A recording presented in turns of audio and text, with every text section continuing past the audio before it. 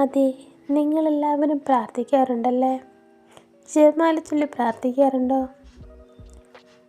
മാതാവ് ഫാത്തിമയിൽ പ്രത്യക്ഷപ്പെട്ട കഥ നിങ്ങൾക്കറിയായിരിക്കും. എന്നാലും ഞാനൊന്ന് പറഞ്ഞു തരാം.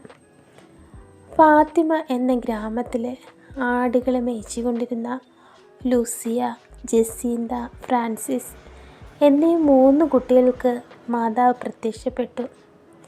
ലോകത്തിൽ സമാധാനം ലഭിക്കുന്നതിന് വേണ്ടി എന്നും ജപമാല ചൊല്ലി പ്രാർത്ഥിക്കാൻ കുട്ടികളോട് ആവശ്യപ്പെടുകയും മാനസാന്തരത്തിന് പ്രാർത്ഥിക്കാനും അനുതാപം കാണിക്കാൻ വേണ്ടി മാതാവ് കുട്ടികളോട് പറയുകയുണ്ടായി.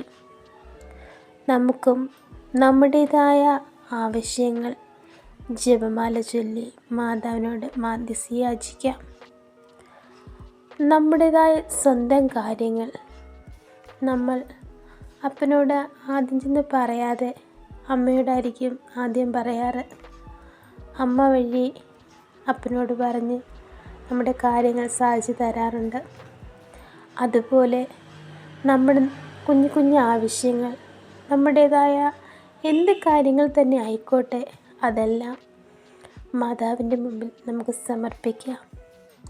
മാതാവ് മുടങ്ങാതെ ജപമാല ചൊല്ലി പ്രാർത്ഥിക്കാൻ ആവശ്യപ്പെട്ടതുപോലെ നമുക്കും എല്ലാ ദിവസവും മുടങ്ങാതെ ജപമാല ചൊല്ലി പ്രാർത്ഥിക്കാം. നമ്മുടേതായ ആവശ്യങ്ങൾ മാതാവ് ഈശോയോട് സമർപ്പിച്ച് നമുക്ക് സാധിച്ചു തരാൻ വേണ്ടി നമുക്ക് പ്രാർത്ഥിക്കാം. നന്മ നിറഞ്ഞ മറിയമേ സ്വസ്തി, കർത്താവ് അങ്ങയുടെ കൂടെ, സ്ത്രീകൾ അങ്ങ് അനുഗ്രഹിക്കപ്പെട്ടവളാവുന്നു. അങ്ങയുടെ ഉദരത്തിൻ ഫലമായി ഈശോ അനുഗ്രഹിക്കപ്പെട്ടവനാവുന്നു. പരിശുദ്ധ മറിയമേ, തമ്പുരാൻ്റെ അമ്മേ, പാപികളായ ഞങ്ങൾക്ക് വേണ്ടി ഇപ്പോഴും ഞങ്ങളുടെ മരണസമയത്തും തമ്പുരാനോട് അപേക്ഷിച്ചുള്ളണമേ. ആമേൻ. ചൊല്ലുന്ന നിമിഷം മാതാവിൻ ചാരേ ചെല്ലുന്നു ജപമാല വഴിയാ. ചൊല്ലുന്ന നിമിഷം മാതാവിൻ ചാരേ